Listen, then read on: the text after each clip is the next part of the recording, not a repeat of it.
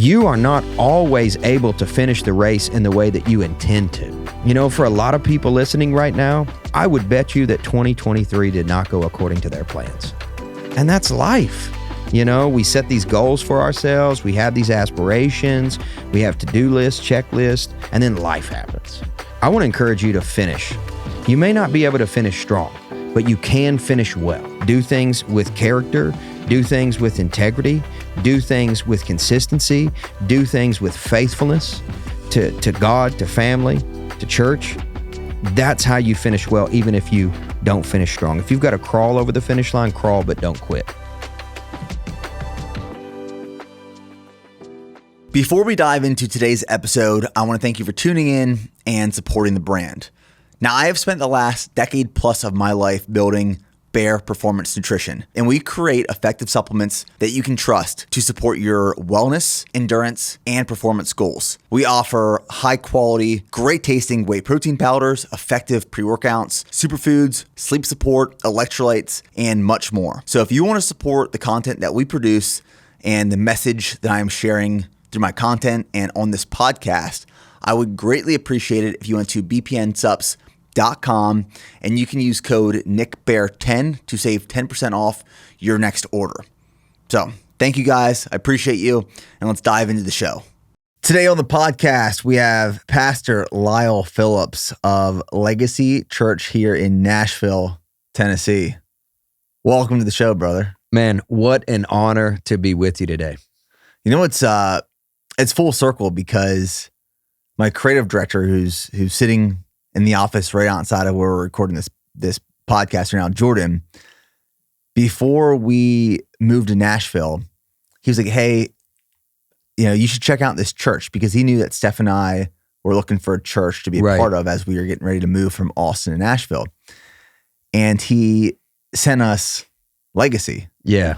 So me and my wife were talking about this last night, where we remember being on our back patio watching one of your sermons on like a Sunday afternoon with our baby girl, Charlie Grace, sitting on the couch. Wow.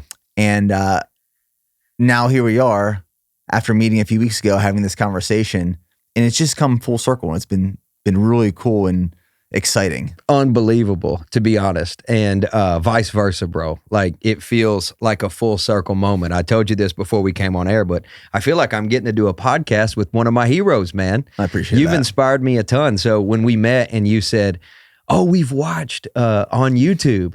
And I'm like, me too. I've watched on YouTube as well, man. So this does feel like a full circle moment, man. It's a huge honor for me. And I want to say thanks, bro. Thanks for having me. Yeah, for sure.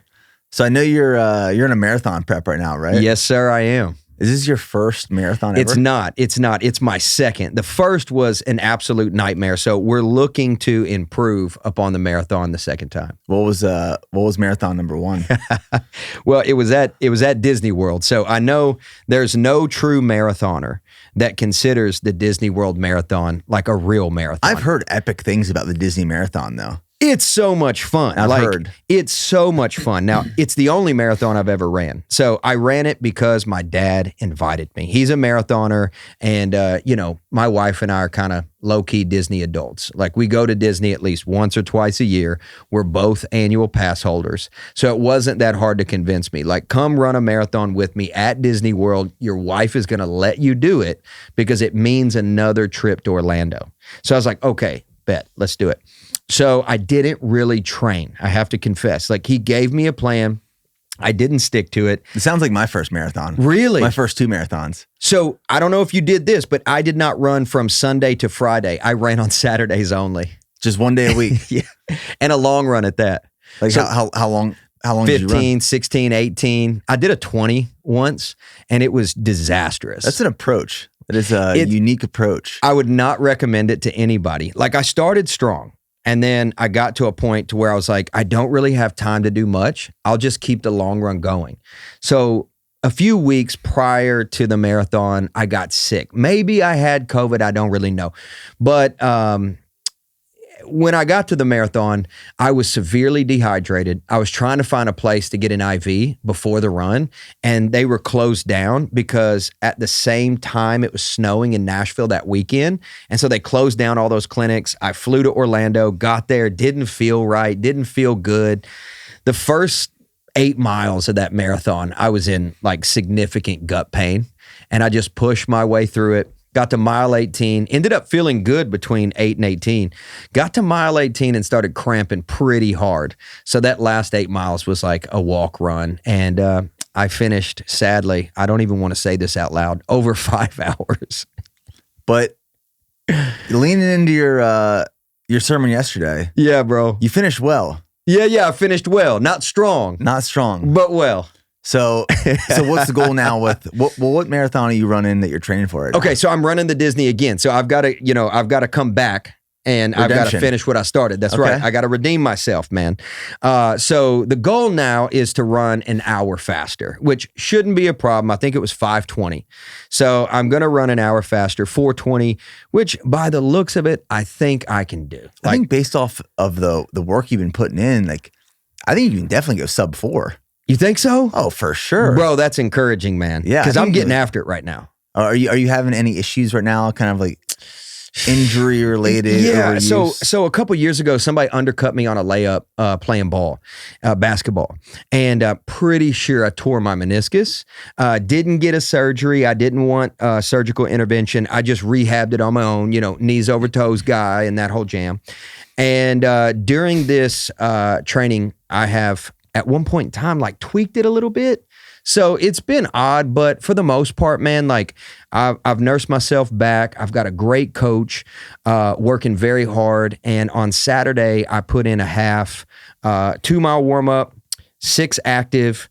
And then I went like half a mile sub 9, followed by a quarter mile sub 11, low recovery, and did repeats, which I guess runners know what I'm talking about. Did repeats, I think 4 or 5 times.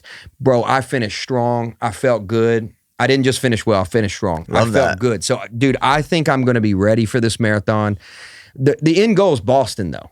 Okay. I'm going to be honest. If I'm going to run, man, I want to run a world race. Well, are you coming up on 40 years old? 40, yeah.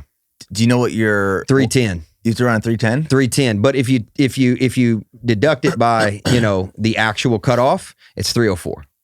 I can get you there. You think so? For sure. Come on, man. Don't gas me up, Nick. No, dude, you can definitely get there. That's the one thing about running. Yeah. Running is that one activity, that one sport that everyone can make progress in. There's certain sports like basketball, baseball, right, football, hockey. Like you can't get better all the time at those sports. Right. Like there's God-given talent that needs to be applied. 100%.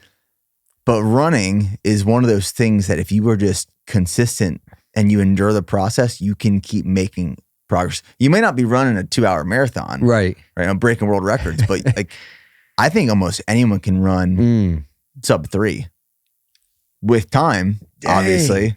Come on, man. We can get you there. Let's go. Well, I'm in. I want to get there. Like you texted me the other day and said, man, I'm hungry for the sub 245. Yeah. Right? Yep. That's how I feel about the sub 4 right now. Like I'm going to beat that sub 4.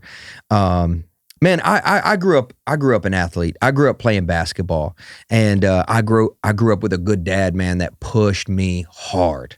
And so there's something about setting a goal that just motivates me intrinsically, intensely. I think we all need goals. Yeah. If you don't have a goal that is set, it doesn't really matter, I don't think, what directly that goal is. But if you don't have direction or vision or trajectory in your life, you're kind of moving aimlessly towards nothing. Absolutely. I think it's pretty dangerous. I do too.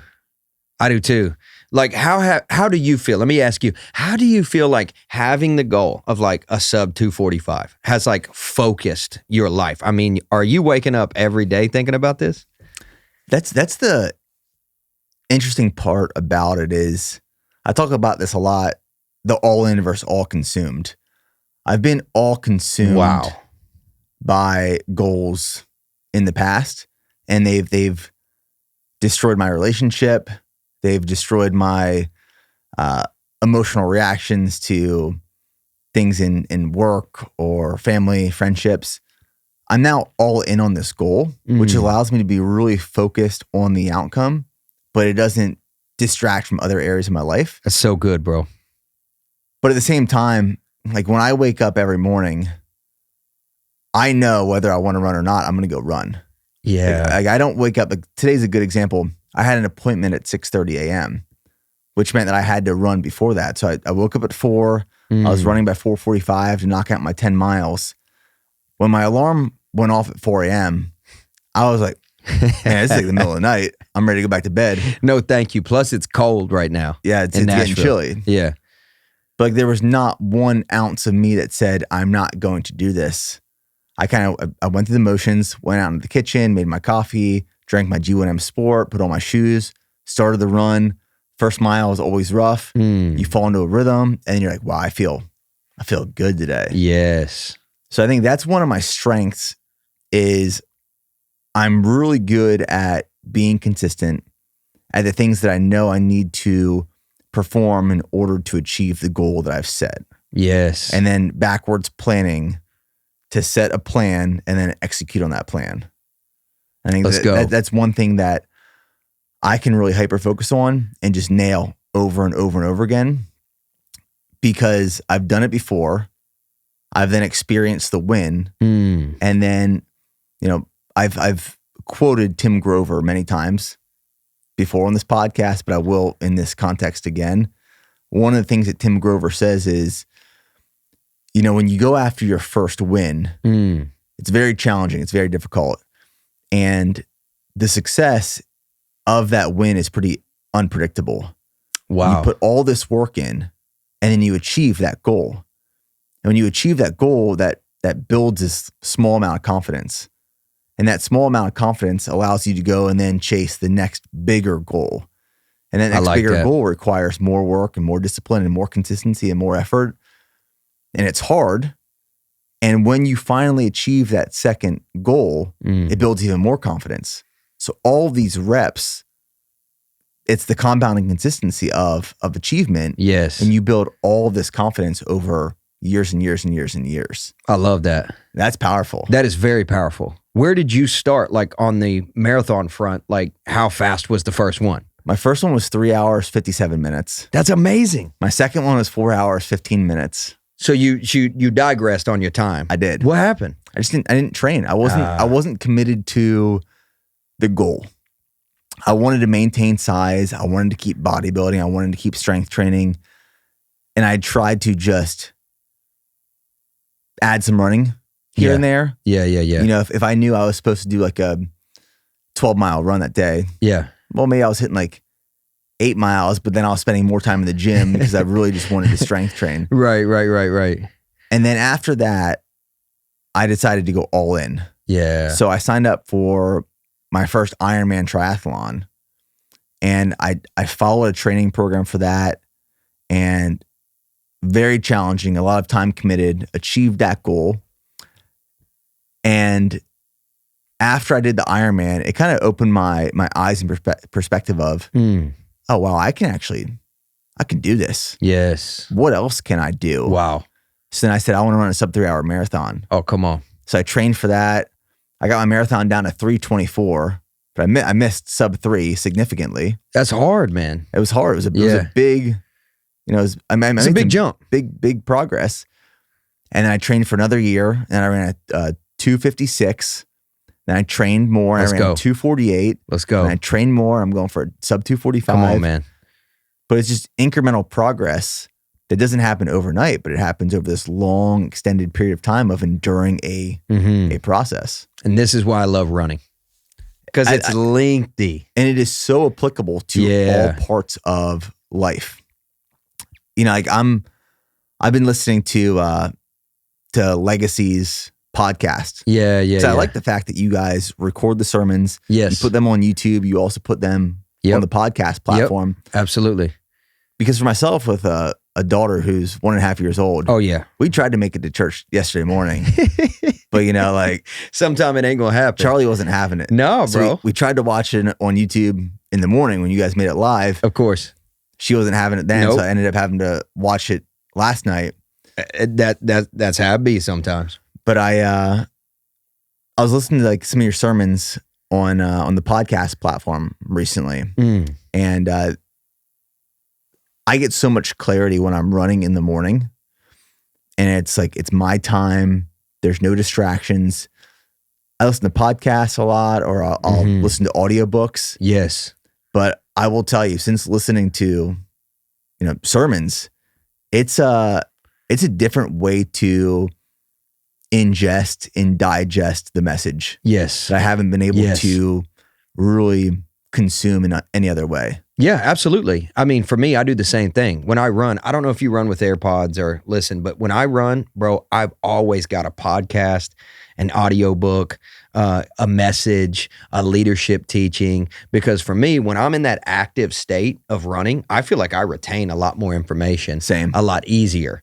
And I'm processing not only what I'm hearing, but also what I'm going to do with the information. Yep. Which is one of the reasons I always tell all my friends to run.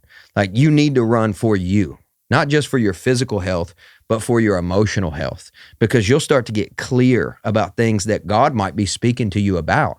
And then once your run is over, you can make a commitment to the things that you heard on the run. How have you found that running has impacted your relationship with God and the way that you preach? So deeply. All right. I have a dream. I want to have a group, like a running club called Running Monks. All right. So no one steal it from me. I like this. But Running Monks. So like you're practicing some meditative things at the beginning of the run. So like maybe you have a group of people, you come together at the park, you say, okay, we're going to practice what the Orthodox Church would call Lectio Divina, which would be, we're going to get the Bible out and we're going to meditate on a certain scripture all together. We're going to read it out loud, meditate on it. Then we're going to go for a run. And then on the run, we're going to listen for what God might speak to us or reveal to us about the passage that we've been meditating on. And then come back together at the end, ask one another, hey, what do you feel? What do you sense? What do you feel like you heard? Okay, let's hold one another accountable to doing something about what we sense God is revealing to us. Love that. So man, it's just a thought. But for me, that's what I do on my runs. Like I'm constantly editing in prayer. It's like, okay, this is what I feel led to do by the Holy Spirit. All right, do I need to do that? And I'll go through those things on my run. And I feel like I get a lot of clarity. And then when I get home, I tell my wife, here's what we're going to do. So she knows when I go for a run, I'm not just exercising, man, I'm going into the prayer closet. That's when I have alone, uninterrupted time with God. Like I know for you have a daughter, Charlie. Yep. And I've got 3 children right now. So finding time in my day, unless I get up at 4:00, I don't have that alone time to just sit and to be with God.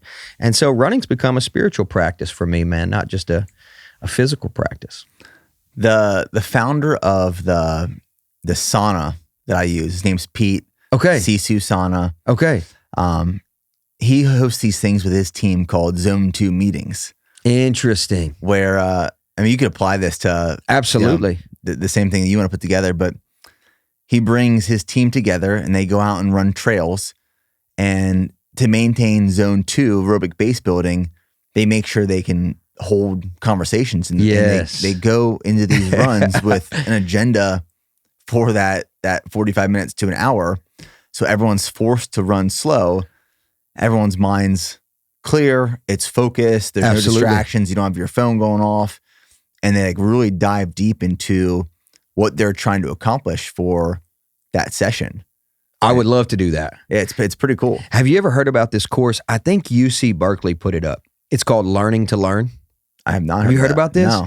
You should check it out. I cannot remember the website where you can get the course. Last time I checked, it was free. And they talk about passive and active brain states.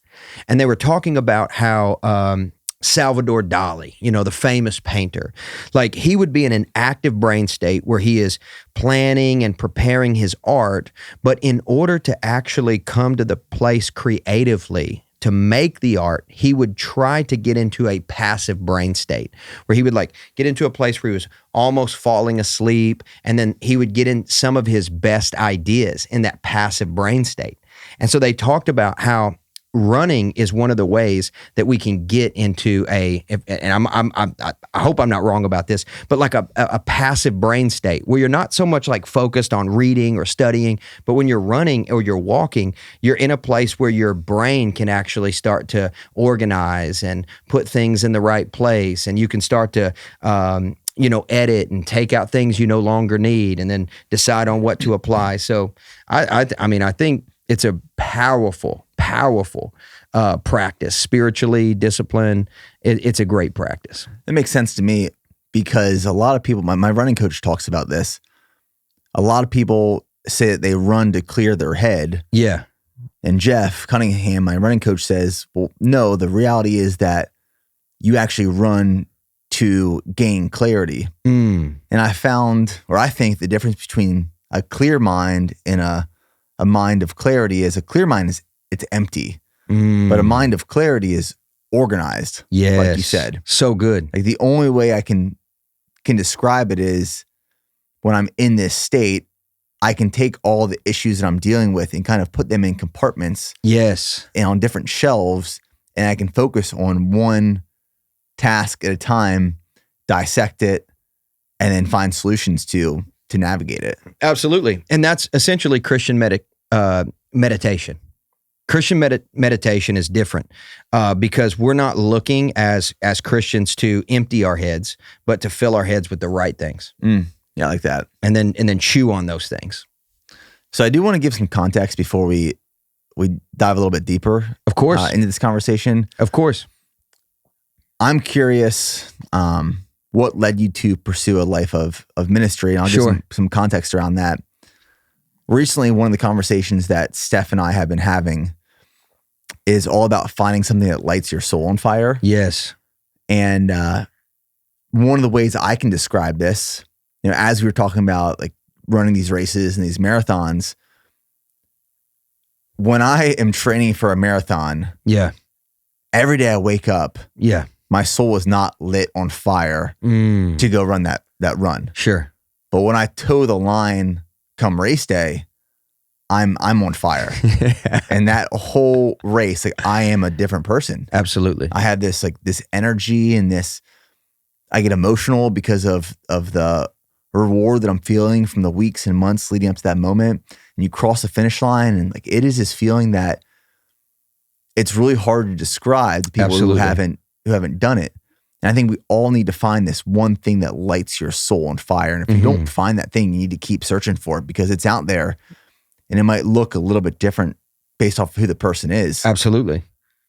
So I give that context to ask, and I want to hear, did you pursue ministry, or did ministry pursue you by lighting your soul on fire? Oh, bro, you probably already know the answer to that question. I think anybody who's going to stay in a place of ministry pursued them, and it absolutely lights their soul on fire to do it.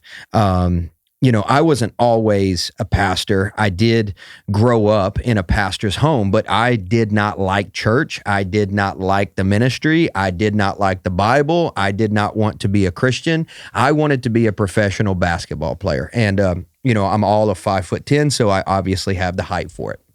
Jokes. Like, I just wanted to be an athlete. That's what I wanted to do. And I knew in my early teenage years that God was calling me into ministry.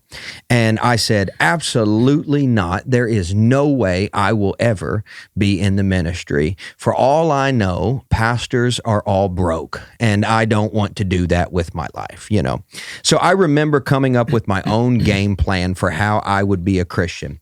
I remember in prayer telling God at like 13, I'm going to get saved when I'm 40, and then I'm going to go to church, and I'm going to sit on the back row, and I'm going to give my tithe so that I go to heaven when I die. I mean, this was my own personal plan of salvation. So obviously, terrible idea. And your dad was a pastor? Oh yeah, my dad's a pastor, right? Okay. And so he never missed a game. We were super close. He would always, tell me about Jesus. But dude, I wasn't interested. I was more interested in being cool and playing sports, and didn't do great in school. And bro, unfortunately, by the time I was 16, I was playing basketball at a pretty high level, but I was really checked out of life. I played for Nike Kentucky All-Stars. My teammate was Rajon Rondo, by the way, if you remember that NBA point guard. Yeah. So I got to play at a pretty high level, traveled all over the U.S. playing basketball. Loved it, thought that's what I wanted to do with my life.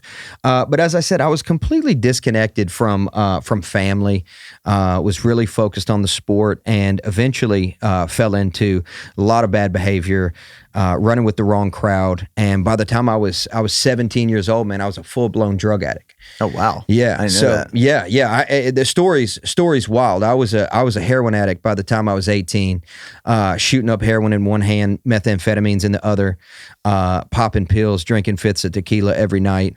19 years old, completely estranged from my family, living out of my car. 20 selling crack out of the window. I mean, bro, I got a story, right? People doing drive-by shootings on my house. Started running with a street gang. Buried best friends, best friend and roommate shot and killed point blank range in the street. Where were you living at this point? In Kentucky, believe it or not. Yeah. So you wouldn't think these things are going on in Kentucky, but that's, I know it's a long answer to your question, but I had to go there, man, because No, I'm glad you did. That's powerful. Yeah, bro. That's where I was, man. I mean, overdosed 3 times. I've been in and out of drug rehab. I was in a state mental institution for a month of my life. Been arrested more times than I can count. Sorry, Mom. But yeah, man. I mean, that was the state of my life, bro. In my late teenage years. Almost committed suicide. Like, put a gun in my mouth. It's over. I'm going to kill myself. And that was the state. I'm talking like severely depressed, severely addicted, troublemaker, rap sheet a mile long, running the street, living out of my car, living in a drug house at one point in time with no hot water. I mean, that was my life. Do you think any part of that was because you grew up in a household with a dad was a pastor and it was kind of rebellious? Absolutely. Yeah, absolutely. I wanted to make my own path. I've always been a pretty independent person. Like if somebody tells me I can't do something, man, I'm going to do it. Right? Like if somebody said, there's no way you'll ever run a sub-4 marathon. Oh, bro, that sub-4 marathon is going to get done. You know what I mean? Like I remember, I'll come back to it in a moment. You remember that Insanity program, the DVDs and stuff? Oh, absolutely. Bro, so when my wife and I first got married, we started doing those together. And somebody said to me, only 7% of the people who start those get them finished. And I said, well, you're looking at one of the 7%. And that's all I needed to finish. So I think that's like, I've always had that kind of mentality. We jokingly call it, and I told you so anointing. It's like we just want to kind of be a rebel. So yeah, I think there was some of that, man. And then, it's like once you start going down that path, man, it can get bad fast. Mm-hmm. And drug addiction, man. I mean, a lot of people call it a sickness. I agree. I've been there. I've been there. I've been a full-blown addict. I've been hospitalized for addiction. I've been in AA, NA. I've done all those programs, bro. So when I was 21 years old, I had told myself, I'm going to go to college. Like, I'm going to get my life together. I just buried my best friend. At that time, I wasn't looking for God or church or anything like that. I just said, I'm going to get my life together, so I'm going to go to college. So I tried that, flunked out within the first semester, couldn't do it, went back to selling drugs. And like, that's what I declared I would do, for the time being. And bro, I don't know how to explain it to you other than it was just a sovereign encounter with God. And one night I was rolling up some weed for the next day, getting ready to watch some TV before I fell asleep. Shook out of my sleep. You kind of have those moments like when you're falling asleep, you kind of like shit, you think you're falling or something. Yeah. Shook out of my sleep, and I thought I saw somebody walk past my window. I thought it was the SWAT team. They just kicked in my friend's door down the street. And I was, like I said, I was a drug dealer. I thought they were coming to my house. Got up, looked out the window. Nobody was there.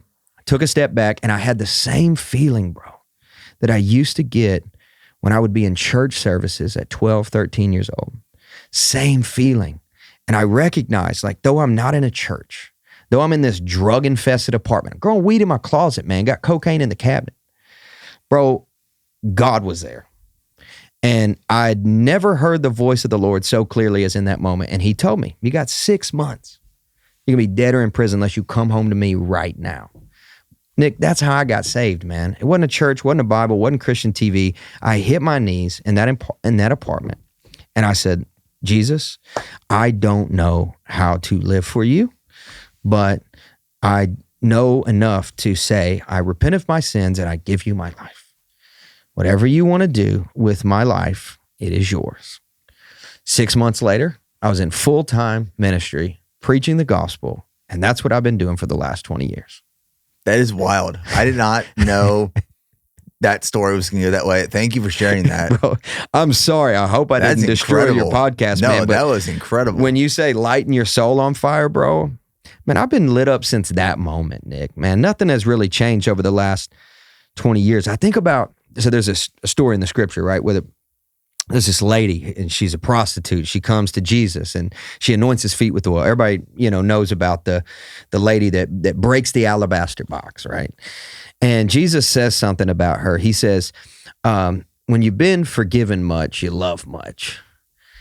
And bro, I remember often just how much I've been forgiven of. Who I once was, where I was without God, man. And so now I have every reason to be grateful. I have every excuse to burn with passion for what I get to do. Because a lot of my friends are dead. A lot of my friends are in jail. A lot of the people I grew up with, I don't see them anymore. Or I've shared this story with them, but there's been glass between the two of us. So man, today, like, I am lit up. I'm excited about what I get to do. And it's not because I get to stand on a stage. It's not because I get to preach in front of people. It's because I get the privilege of sharing what God's done for me with other people and then watching him impact their lives as well. That's what I get lit up for, man. I get so excited when I see other people have life-transforming experiences. I mean, I believe it. What did that transition look like? When I was younger, I had an eating disorder and severe eating disorder that if I would have kept pursuing it would have killed me. Yeah. And I didn't know this. Have you talked about this publicly? Yeah, not too much, but like, I brought it up. I bring it up often. It's powerful, man. And this was when I was around 14 years old. And then I found health and fitness and, that changed my life. And the transition was tough. But that's one of the questions I always get asked about is like, when I bring that up, it speaks to someone who is currently in that mindset of unhealthy relationships with food, killing themselves by starving themselves. And they often want to know, like, what did that transition look like? Not necessarily how do I get from point A to point B, because it looks different for everyone, but what did yours look like? Yeah, bro. What did your transition out of, the struggle to that next phase for those 6 months?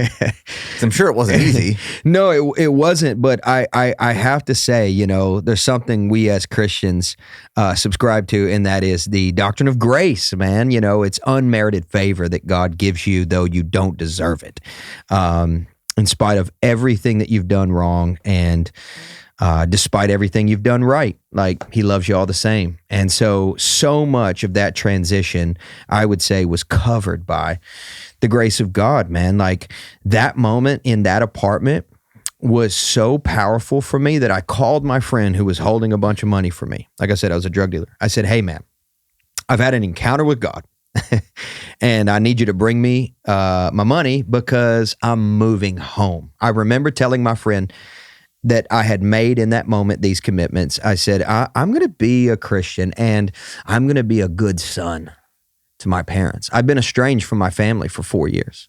Just like no communication? No.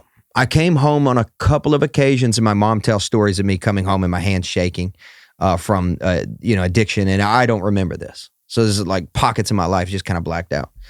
And I'm going to be a good big brother. So I got 3 little brothers, and I wasn't a good example to them. I was a terrible example to them. And I made those commitments. And so that's the only commitment that I had. I said, I'm going to do what I know to do, which is I'm going to get my butt in church, man. And I'm going to sit and I'm going to listen to whatever it is that, my dad, who's my pastor, is going to preach. And I'm going to commit to reading the Bible, and I'm going to commit to praying, even though I don't know how to pray. Like, I just talk to God like a friend. And then whatever I learn from those environments, I will do. I will do it. I don't want to know it. I will do it. I will practice it. And so I don't know if I heard it from someone else, but I developed somewhat of a motto. And I said, I intend to find out what God might do with one life that's completely laid down to him. Like, what would your life look like if you stopped saying no to God? This was kind of my thought. Like, what if I just never said no? What if I just said yes? Like, every time I heard a message, what if every time I felt a challenge? What if every time in prayer I felt an invitation? What if I just said, I'm going to practice immediate obedience and just do whatever God says? Like, what kind of life could I live? And honestly, that set me on a path of living a life of faith that was very adventurous, Nick. I meet a lot of Christians today, and they're like, man, I'm bored. I'm bored with my faith. I'm bored with my walk. I'm bored with God. And I kind of jovially say, you're not bored. You're just disobedient. Like, what if you just said yes? What if you just deleted the word no from your conversations with God? What would your life look like? Dude, it's going to get festive fast, because he'll have you in places, man, that if he don't show up, you might die. And so, dude, right away, man, 6 months later, here's where I started preaching. Rest stops. Interesting. Yeah, bro. I used to go to rest stops, and I would stand and I would wait for somebody to come to the water fountain. And I'd quote John 4, and I'd say, hey, if you take a drink of that water, you're going to thirst again. And people thought I was crazy, bro. Did people listen to you? Yeah, a little bit, but most people thought I was crazy. I'm curious what happened when you showed up back at home. How did your family react? My dad let me back in, but my mother was very reluctant. They were like, don't steal from us again. Right. Because I used to steal stuff out of their garage when they'd go on vacation and then pawn it so I could buy Burger King. Dang. Yeah, bro. Honestly, like I did not expect that background. Yeah, bro. We were out there, man. To where you are today. We were out there, bro. What's really interesting for me is I've been more intentional with building a relationship with God over this past year. Yeah. It's been a goal of mine for years, but I never made it a priority. Yeah. And the only way I can describe it is I would have like issues in my life, whether personal or professional. And I knew in the back of my mind, like, the answer was to have a foundation of faith. Yes. But for some reason, I would always avoid that solution. And I'd be like, there's got to be a more tangible solution to the problems I'm experiencing. So I would go out of my way searching for solutions to the problems I was experiencing. Now, I will be very honest in saying, like, I'm still working on and pursuing this stronger relationship with God and building my faith. And I've been very open. We all are. Been very open about that. But the one thing I have found is when faith is a foundation in my life and I'm working on my relationship with God, I feel lighter. I feel at peace. Problems that arise don't necessarily feel like a crisis, and I have faith in, like, whatever's supposed to happen will happen. I'm not going to try to fight against it, and I'm just gonna work through it. Yes. And I feel so at peace and so at ease that it has transformed me as a person, my relationship with my wife, the way I show up as a father to my daughter. Yes. Since moving to Nashville, especially, it's been a priority of mine. And I've seen it change my life significantly. Absolutely. It will change your life. It'll change anybody's life. I mean, here we're talking about fitness and running and how that has the possibilities of changing an individual's life, man. I mean, even the more so when you change spiritually. And I think that anybody who is willing to take a risk and give themselves to a walk of faith, they will find so much more satisfaction on the inside, and they will find so much more peace for their souls, ultimately. Yeah, one of the things that I was just having a conversation about with Jordan and Steph a little bit ago is I've been really just diving into generosity recently. And, I'm writing a book right now. It's called Go On More. Let's go. And it's all about the fact that Go On More is not just an action. Mm-hmm. It's actually an outcome that you achieve and are rewarded by being intentional with the work that you do in your life. I love that. And one of the chapters in this book that I'm working on is all about legacy. Let's go. And I know you speak about legacy of course, quite often, which I want to dive into. And as I'm working on this chapter in the book about legacy, I obviously came to this section that I'm writing on about being generous. Yes. And I would love to kind of have you help me unpack some of this. Sure. I have always viewed myself, and I've been told by others that I'm a very generous person. And what I started finding about myself is I would be very generous, selflessly, not expecting anything in return. Sure. But when I started being wronged by the people that I was being generous to, I started building resentment and anger. Mm-hmm. So then when I started acting with a generous behavior, I would have an expectation of how it should be received. And when it wasn't received in that manner, I would be disappointed. Sure. So then I found myself being generous because I was expecting something in return, not being generous just to be generous. Sure. So I started doing research on this. I was like, there's got to be like an answer to this. And this is where I went wrong. I told Steph, I think the answer is that you have to be generous, but be generous in a way that isn't foolish. So then I started researching. I was like, well, this has to be the answer, because if you act generous in a non-foolish way, you won't be wronged by people. And then I did some research online, hoping to come across some Harvard Business Review, of course, or Medium article, but I ended up on a website that was referencing the Bible and the message, and it encouraged me to be foolishly generous. Be generous even when you are wronged. Be more generous. That's right. When you are wronged.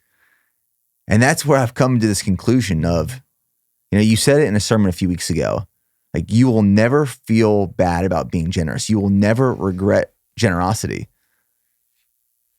But what I'm understanding now is it will feel bad. You will regret it if you are being generous for the wrong reasons. Yeah. Dude, that is so good. That is really good. I would love to hear like your thoughts on generosity, how it plays into legacy, being selfless versus selfish, because I believe that we can solve a lot of the problems in community, society, the world by being more generous, but generous in a way that we have no expectations of the return. Absolutely. I mean, I totally agree. I think that's possibly one of the reasons why people are less generous than they really want to be, is because they have more of an attachment to the outcome of what happens once they are generous rather than the virtue of generosity itself. I mean, in regards to legacy, I think it's impossible to leave a profound legacy without generosity, because if you achieve all of your dreams, but you are the only person blessed by that, I would challenge whether or not those dreams were God dreams or just good dreams. And I know I'm putting that in a Christian context, and there's probably people listening who are not Christians, and they probably didn't even make it this far listening to me preach at this point. But hopefully, hopefully they did, because I'd love to invite you to join our family. But when it comes to legacy, I often think about, okay, how can I take actions today that are going to make the world a better place tomorrow? And not just tomorrow, next week, but 100 years from now. One of the things I encourage our church in is having a legacy mindset is having a 100-year mindset. Like, how are the actions I take today going to affect my great, great, great, great grandchildren 100 years from now? If I am not generous, there is no way that I'm going to be able to leave a legacy that is that positive, that far from now. So I think in regards to generosity, a lot of people want to be givers. I think they do. I just don't think they know how to start. And Well, it feels good. it feels so good. What did Jesus say? It's more blessed to give than to receive. Yeah. If you ever get bit by the generosity bug, you'll realize how addictive it is. And you'll start looking for opportunities to make the world a better place, make someone's day better, make someone's life better. Giving. It's a reality, man. I mean, every year we do this thing at the end of the year called, our big give. It's a financial offering. So there's more expressions of generosity. But every year, my wife and I pray together and we ask God, okay, what is it that we are supposed to sow this year? Every time we do that, the number we feel that we receive in prayer is always bigger than what we feel comfortable with. Every single time. And so there's always this challenge to become more generous. But you know what I believe? That by being more generous, we become more like God. Because God is generous. You see this story of the prodigal son. It's not so much a spendthrift son as it is a spendthrift father. God vacated heaven by giving us Jesus. He is generous. It would seem as though it's wasteful in that he gave everything, right? Everything. He held back nothing in giving us Jesus. And so when we are generous, I believe that we practice something that God himself practices. Most famous scripture in the entirety of the Bible, for God so loved the world that he gave. Right? And so we serve a generous God. And so if Christians are anything, we've also got to be generous. And I think by being generous, man, it certainly makes a world of difference all over the world. I love how Jewish people look at generosity. And I don't want to, overcharacterize all Jewish people, but this is something on the basis of a book that I read called Thou Shalt Prosper by this guy named Rabbi Lapin. I don't know if you've ever heard of this book. It's a fascinating book, Thou Shalt Prosper. He says, money is so much more like a candle and so much less like cake. A lot of times when we think about money, we think about a cake. It's like, okay, here's my slice of the cake, and then there's enough for everyone else, but I'd like to have a few more slices. I don't want to share too much, because if I share too much, then I won't have enough for me and for mine. But Rabbi Lapin says, no, money's not like a cake. Money's like a candle.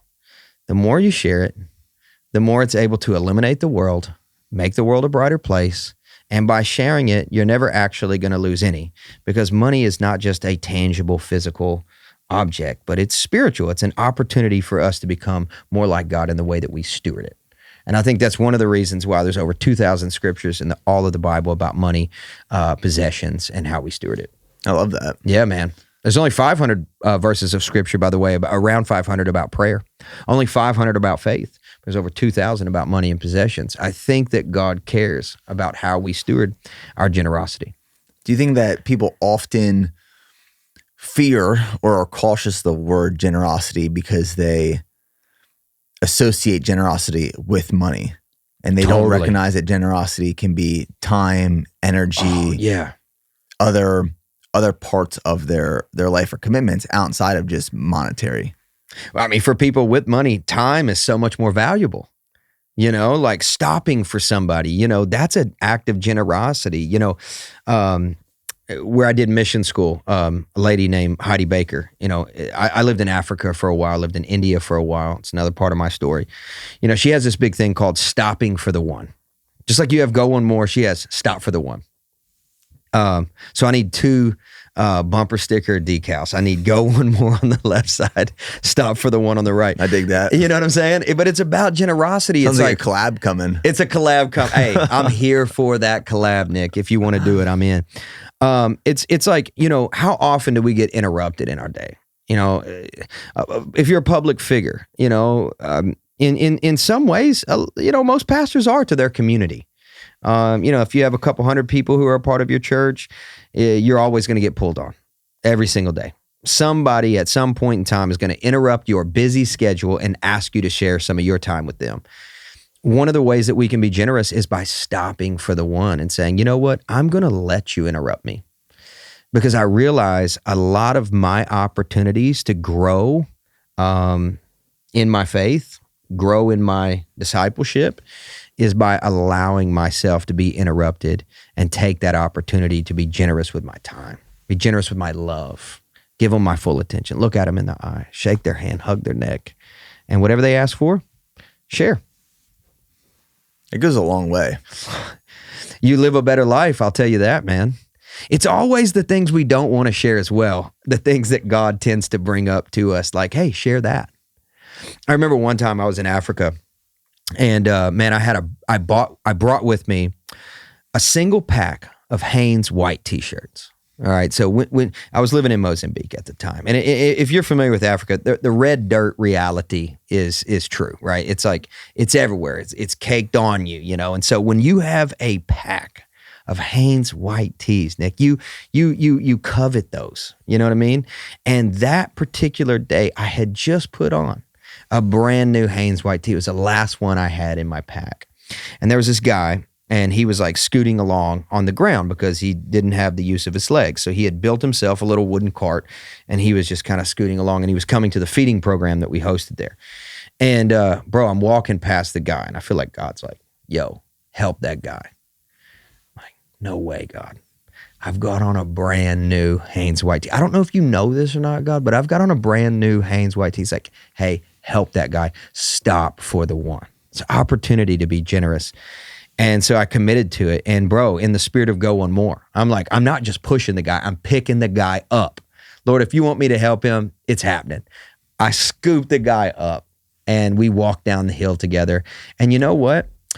I thought it was just going to be me giving. But by the time I dropped him off at the bus stop, it was me receiving. And that's the secret, I think, of generosity, is you always get back more than you give in the process anyway. So people who figured out that secret realize, man, giving like that, being generous, it's not a law. It's a life to anybody who's willing to practice it. And it compounds. Facts. You know, as you're explaining this, me and my wife talk frequently about love languages. Oh, yeah. And the way I show love is through acts of service. It's not the way that my wife receives love, but like that is my way of like showing I care and I love someone. And I have found that act of service is a way for me to show my generosity. Yes. Now it might not necessarily be money, but it could be like bringing people over to my house and cooking them a meal. And breaking bread and like having a great conversation over 3 to 4 hours.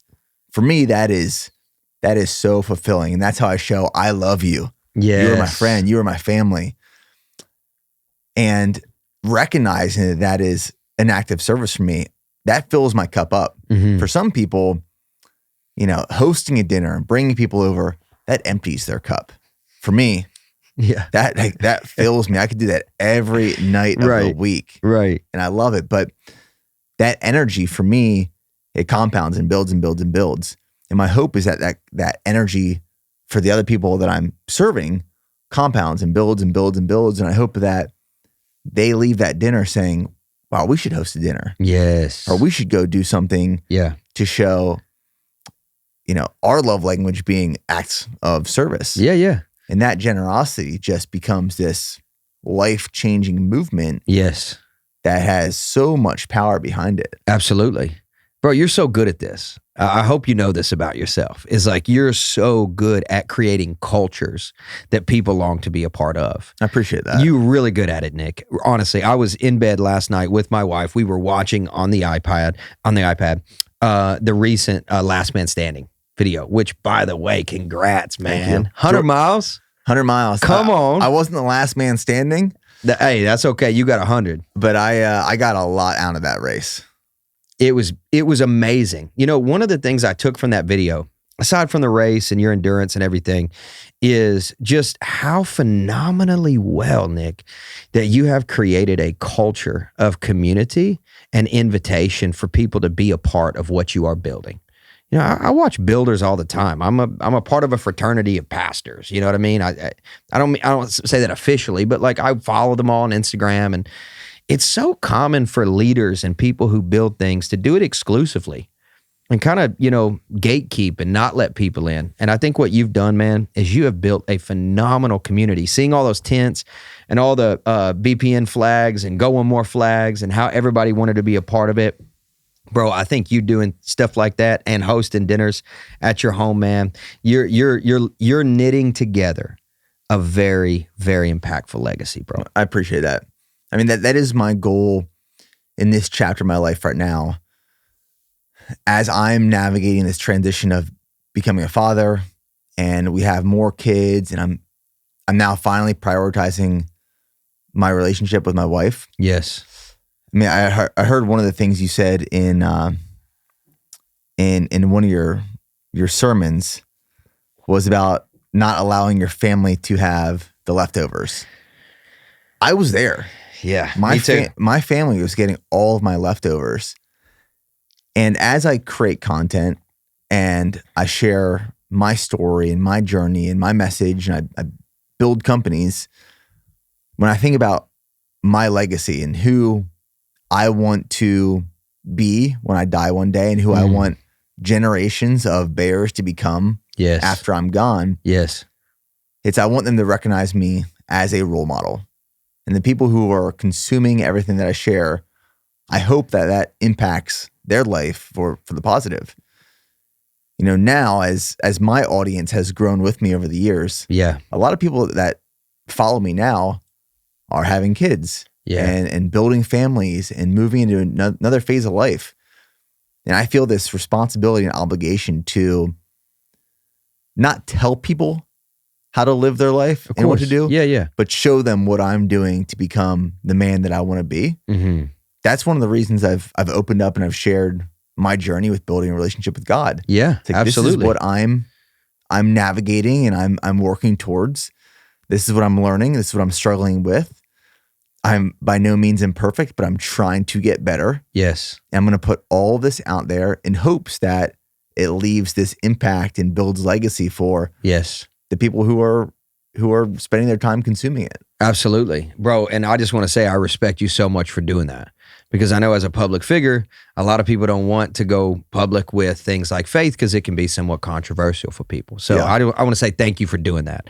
I have a friend. He's a fitness personality. I guess I'm allowed to say that about Ben Greenfield. Do you know Ben? Not personally, but I've followed Ben's podcast for years. Oh yeah. I mean, what a legend, right? Yeah. And he's now starting to, in the last couple of years, he's starting to do a similar thing. And like, he's sharing his faith. He's talking about his walk with God, And that guy, man, speaking of generosity, that guy's so generous. And he is such a great father. And I think he's somebody that I look to like yourself and I say, man, you guys are killing it on all aspects. I want to kill it in what God has called me to do as well. But I can't give my family the leftovers because at the end of the day, when I'm on my deathbed, none of my YouTube subscribers are going to be there to hold my hand. It's gonna be Charlie Grace, man. Right. For me, it's gonna be Isaiah Triumph, my son, my boy. It's gonna be my daughter, Jeremiah Marie Rose. She's gonna be holding my hand. And bro, those are the things for me that motivate me more than anything else. I don't know if people think about death enough. But I don't know. I'm not trying to be morbid, but I think about it every day. I think about it frequently, dude. The memento mori, that phrase, that's an ancient Christian phrase. A lot of people don't know that. They think it's some sort of morbid, some other type of religious phrase. But dude, thinking about the reality that from dust you came, from dust you shall return is a very profitable practice. Our lifespan is but a breath. I think, what was it, Solomon or David said that? Bro, we need to be thinking about those things because it's when we're faced with death do we actually take inventory of how we live. Well, it's a healthy practice. I heard you talking about this concept in one of your recent sermons, and it was all about finishing the race. Yeah. And you said finish well. Yes. You don't always finish strong, but crawl if you must. Yeah. Don't quit, finish well. And finish with your character and integrity intact. Yes. So that resonates a lot with me in terms of not just how you finish anything, but how you finish your life. Like when I'm on my deathbed, I want to know that I still have my character. Yes. And I still have my integrity, and I can rest well knowing I finished well. And what's so interesting about this, actually, I think you were talking about finish the race in this past Sunday, right? Yeah, it was. Yeah. This past Sunday's sermon. And it's from 2 Timothy 4:7. And you said, finish the race. And my brand director for BPN, his name's Alex Rodriguez. Okay. He came over from Adidas before coming to BPN. And he designed these t-shirts for the BPN marathon, I think 2 years ago. And the tagline was finish the race. And I never understood. I was like, what does he mean by that? Wow. I was like, that must be some sort of like just creative thing. And I never asked, I never pressed on. I was like, I get it. Finish the race. Like motivation behind just like finish what you started. Yes. And I was listening to your sermon last night, I texted him. I said, dude, is finish the race biblical? He said, yeah, it's my little secret. I was like, stop, bro. Dude. Come on. I was like, you got to keep like lean into that. That is so cool. So his name's Alex. And, come on, Alex. I wanted to kind of just talk about that because he's been instrumental in my journey of building a relationship with God. He's pulled me into his office many times before, and we just sat down. And we've talked, and I've just shared with him kind of the struggles that I've of course. dealt with and managed. And it was just so full circle. Listening to your sermon last night, texting Alex, because we have this big poster board outside of this office right here that has "Going More" and "Finish the Race" on it. And I just couldn't believe how all these things are just like coming together in my life right now. But I think it's really hard for people sometimes to focus on finishing well. Everyone wants to finish strong. Right. But sometimes finishing strong is not an option.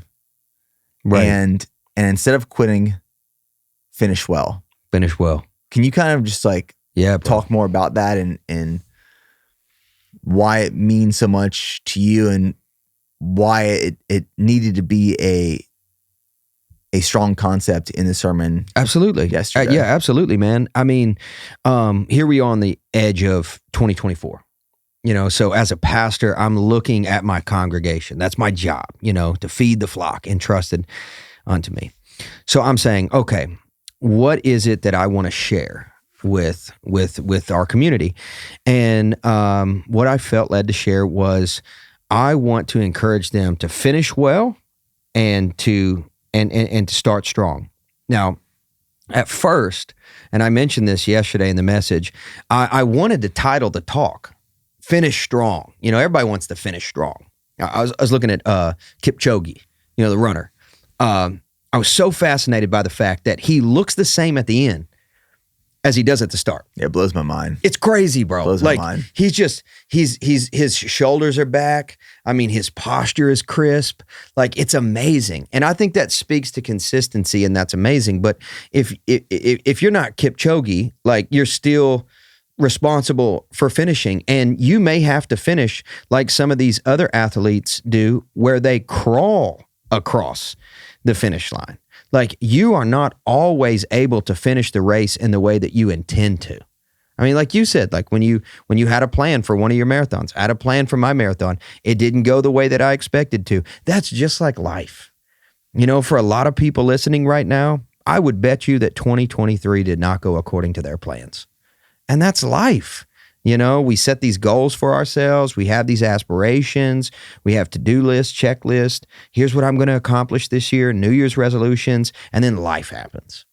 I have a ton of friends that have gone through so much in 2023. And so my encouragement as a pastor to them was, look, I want to encourage you to finish. You may not be able to finish strong, but you can finish well. And you can finish well by doing things good in the process, meaning do things with character, do things with integrity, do things with consistency, do things with faithfulness to God, to family, to church. That's how you finish well, even if you don't finish strong. If you've got to crawl over the finish line, crawl, but don't quit. You know, that was kind of my heart in delivering that message to people yesterday. I think it hit home for a lot of folks. You know, at the end, a lot of people came up, some people in tears. Hey, can you pray with me? You know, 2023 has sucked. It's been a bad year. It's been a hard year. And so my encouragement to everybody was the same thing. Yeah, but we're going to finish it together. Yeah. Let's finish together. Well, I think what happens with a lot of people is they get so desperate for the finish line that their values go out the window. Talk about just it, man. to get across the finish line. As you were talking about that, it made me think of what motivated me to sign up for my first Ironman, actually. I was never motivated by watching people cross the finish line sprinting. Like Kipchoge's. Like, I don't get jacked up watching someone cross the finish line looking fresh and feeling strong. The reason I signed up for my first Ironman is there's this viral video of, it was probably the 70s or 80s, Ironman Kona. It's out in Hawaii. It's a world championship of Ironman. And there was this viral video of these two female triathletes, and they were maybe a quarter mile out from the finish line on the marathon. You know, the last leg, the right? last leg of the marathon, and their bodies gave up on them. Full body seizures. They couldn't even stand anymore. So they're crawling on the ground to get to the finish line. That was not a strong finish by any means. No.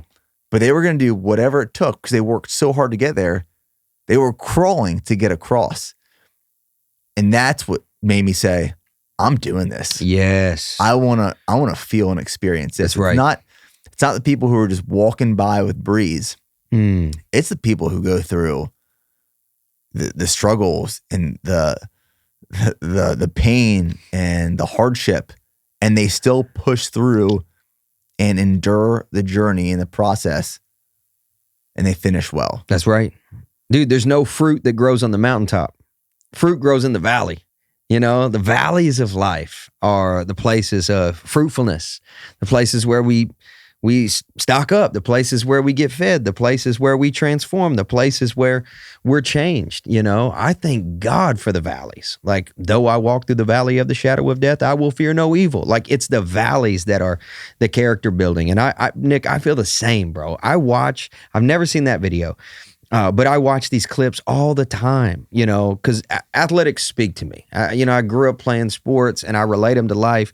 And I mentioned this in the message yesterday, but my wife and I follow this girl. Her name is, I don't know her actual name, but it's Track Club Babe. I don't know if you ever seen her. Track Club. I don't think so. Okay, Track Club Babe. She's a cool mom. Her husband is an Olympic qualifier, so he's a stud in his own right. But they put together like plans for people. And so my wife is following Track Club Babe's plan. And it seems to be a good plan. And we run our long runs together on Saturday, kind of a zone 2 meeting. We process, we talk on Saturday. It's a fun thing. But Track Club Babe, I'm sorry, I don't know your real name if you happen to hear this, but she is running probably like mile 18 of a marathon. I mean, right when it's spicy, you know, and her husband is like, I guess on a bike or maybe in a vehicle. And he says to her, he's like, you hurting right now? And of course she doesn't respond because she's hurting, you know, and you can see it in her face. He's like, you hurting right now? He's like, your job is to hurt right now. I loved that part. Can you do your job? Woo. That got me jacked up. Bro, I was like, I'm ready to run now. Yeah. I was in bed watching that, and I watched it 3 or 4 times. Bro, just like you with that triathlete, teared up. Bro, tears coming down my eye because I was like, that's 2023 for me, man. That's 2023 for me, man. That's the Garden of Gethsemane for Jesus right before the cross, right? It's like, dude, are you hurting right now? Well, that just might be the season of life God has you in. So that means your job is to hurt right now. Question is, can you do your job? How do you navigate that? Like, how do you know when you're going through pain and struggle and it feels like everything's crashing down? Yeah, bro.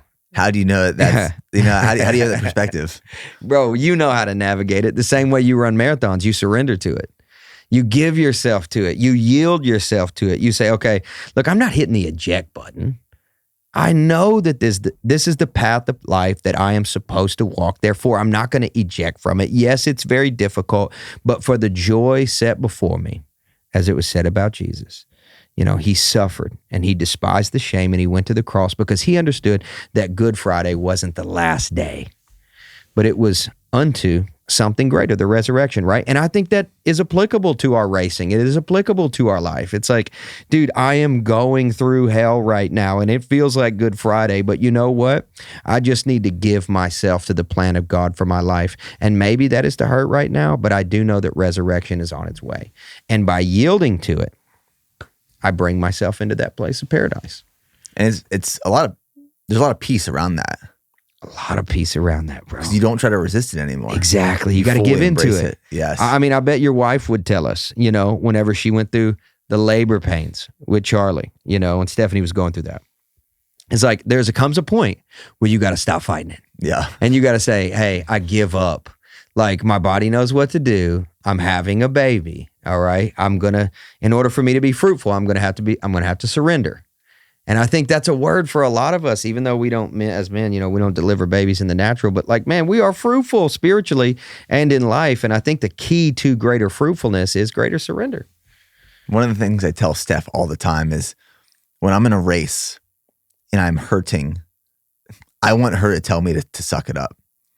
But she never does it. She'll be like, are you okay? Like, are you hurt? What's wrong? Do you need to stop? I'm like, so before we go into every race, I'm like, Steph, when I enter the pain cave, yeah, and it gets dark, yeah, I need you to come and whisper in my ear and say, suck it up. You suck it up. Do your job. Do your job. Because if she did that, I'd be like, you know what?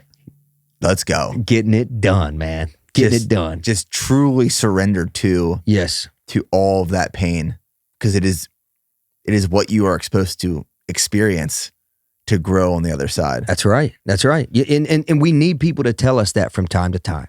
Growing up for me, that was my dad. My wife is the same as Steph, bro. Like, she's, oh, you good? You okay? I love you. You're doing a great job. You look great. You're doing awesome, which is awesome, man. I mean, it's great that we have such, kind wives. Supportive. Everybody needs somebody in their corner. Be like, you hurting right now? Oh, cry me a river. Let's go. Yep. A friend of mine recently, he's actually a part of our church. So I'm his pastor, but sometimes that's weird, because it's like, man, you're just my friend, Mm-hmm. So he'd be like, you're my pastor, I need to get some advice. I'm like, bro, we're the same age, which is a different topic altogether. I've had to, come to terms with the fact that I may not necessarily be qualified to be certain people's pastor, but if God's anointed me to do it, then, I got to step out and trust God and do it. And so he calls me a few weeks ago, and he's in Israel, right, at the time of the attacks. So he calls me 2 days later. He's there. He's stuck there. Can't get out. All the flights are canceled. Calls me. Says, hey, calling you because I'm telling you what I'm about to do. I said, all right, what are you about to do? So it's midnight in Israel, right? It's morning time here in Nashville. This is my sheep, right? This is somebody I'm accountable for. I love this guy. I give my life for this guy. His wife, his kids come to our church every Sunday. They're there yesterday. Calls me and says, hey, I know I'm stuck here. This is what I'm about to do. So, all right, what are you going to do? He said, I got 70 kids with me. Because that lady, Heidi Baker, that says, stop for the one, they have a school in Israel. Okay. I got 70 kids with me. Not little kids, like college-age kids. All their parents are calling me. They're from like 20 different nations or something, 15, 20 different nations. Tomorrow, I'm going to get in a tour bus that I've rented. And I'm going to put all of these 70 kids, and I'm going to drive east to Jordan till we get all the way to the border. And we're going to go through the checkpoint there, and we're going to get out of the war zone. We're going to get out of the country. And I said, hold on. You're telling me that you are going to take 70 young people in a tour bus. You're going to drive how long?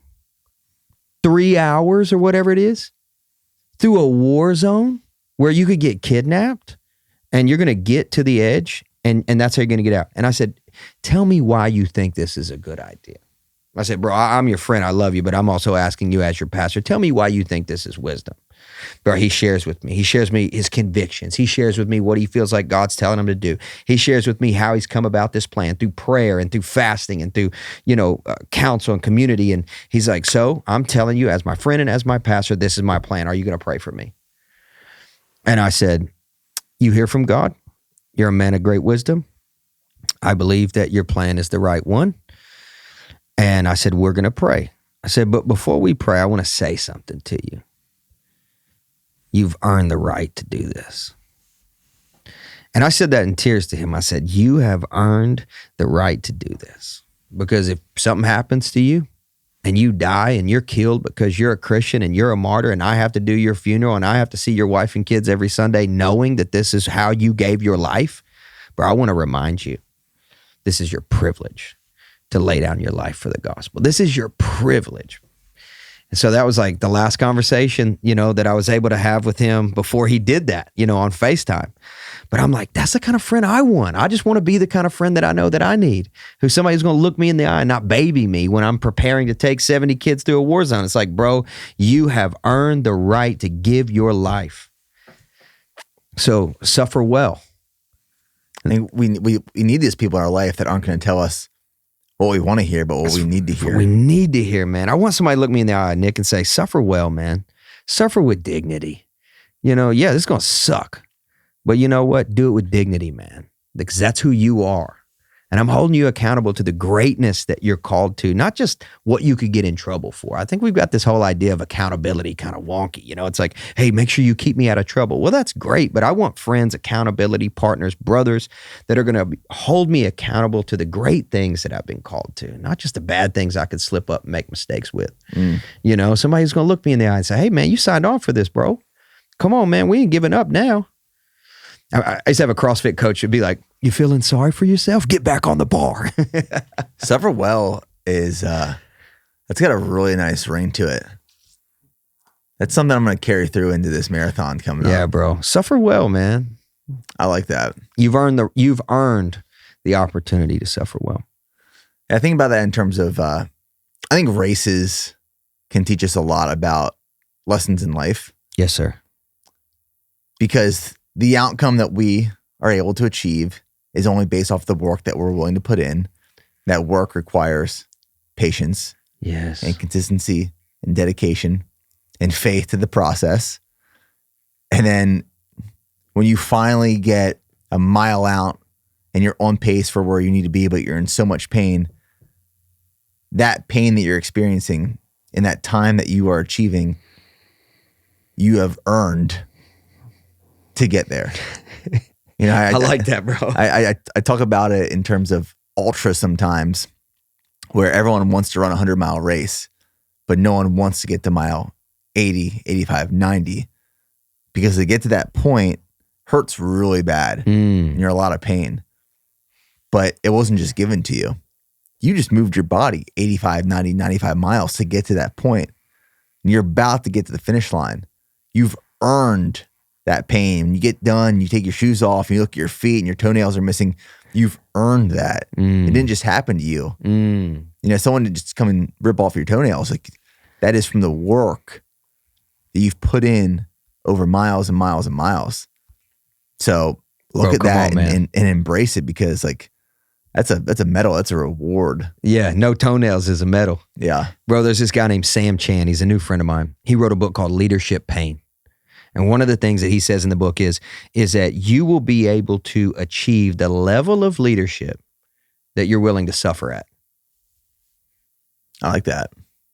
You'll be as big of a leader as you are willing to suffer. You made a comment about leadership a few weeks ago. It was actually in your Built to Last sermon that Steph has actually been referencing frequently.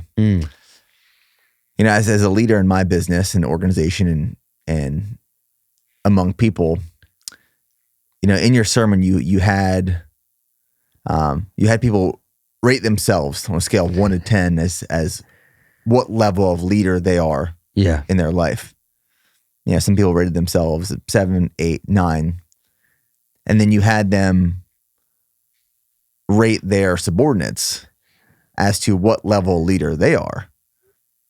And if, say, the leader rates himself at a 7, 8, 9, but his subordinates rate themselves at a 4, 5, 6. That leader is not a 7, 8, 9. He himself is a 4, 5, 6. That's a harsh reality. It is a harsh reality, but it makes a whole lot of sense. And it's the truth. It's the impact we have on the people who are following us. We're not leading ourselves. We're leading others to follow the light in which we are trying to, yes, sir, to guide. Yes, sir. Dude, it's so good, man. It's a harsh reality check, right? Yeah, I do it all the time with my team. You know, we have 18 staff, I think it is. And so the inventory I constantly attempt to take with each of them as often as I can is, you know, where are they at in their leadership journey? Because where they're at is an indicator of where I'm at. Right. So if I'm not raising the lid for them to get better, this is why I want to put a gym in my church office, bro. It's because I want to constantly push our team to grow and to get better. I never want them to settle and say, yeah, I'm satisfied with that, because I'm not satisfied. And I want to be a better leader. And I know that, you know, whatever proficiency I possess as a leader is going to show up downstream in them. Yeah. So I'm constantly keeping tabs on what they can handle. Well, let me stock that gym with some BPN Supps. Hey, let's go, man. We will be the first church, if you would like, that is exclusively BPN users. What do I got in here, Nick? You got some in focus in there right now. We started as I filled up, so I haven't finished it all, but I do have this at the house. Yep. I've got, bro, I've been on Go One More Sport since 2020. That blows my mind. Since 2020, bro. Well, I know when I met you at church a few weeks ago. Yep. Because I introduced myself, I was like, he doesn't know who I am. And you're like, oh yeah, I've been following your videos for years now. Oh yeah. I'm like, no freaking way. I appreciate the support. Of course, man. I told Josh, our mutual friend who introduced us, when he said, "Oh, I'm bringing my friend Nick," and I'm like, "Bro, I know who Nick Bear is. Like, you think I'm living under a rock, bro? Like, I love athletics. I follow him. He said, "Oh, okay." And I said, "Yeah." So like, when I meet him, I will try my best to contain my excitement and not fangirl. Well, hey, we'll be back at church here soon. We'll keep watching online. I'm gonna keep listening to the podcast. Excited to see you, bro. And I think you're gonna crush sub 4 on your marathon. On. And then we're gonna get you to sub 3. Let's go. We're gonna get you there. I'm committed. We're gonna do an all-out mile at some point. We have to. Are we gonna do that? Yeah. At the air park. Can I film it? Absolutely. Okay, so I can bring my camera guy and film it? For sure. So if and when, it's not gonna be if, when I film that, I'll definitely post it up on my socials and everything, man. I the fastest I've ever run a mile is 5:45. Okay. And what's your goal? That, because I was a sophomore in high school. When you go out for a run? Yep. Easy day. What's your pace at right now? Easy day, 10 minutes or less. Okay. Yeah. I mean, just put some time on feet. Yep. Some speed workout in there. I think we can get like a 5:30. Hey, let's go, man. Let's go. My hope and my prayer is that it happens, and I'm with you, and we're gonna hit some BPN before and recovery afterwards. For sure. When that drops. That's coming soon. Well, Lyle, I appreciate it, man. The message you share, the work you're doing, it's been really impactful in my life, and especially at a point in my life where it's something that I need to be the man that I want to be, moving forward. So I appreciate you. Hey man, I appreciate you, bro. Thank you for everything you do. Keep it up. I'm your biggest fan, man. Thank you. Of course. Go on more.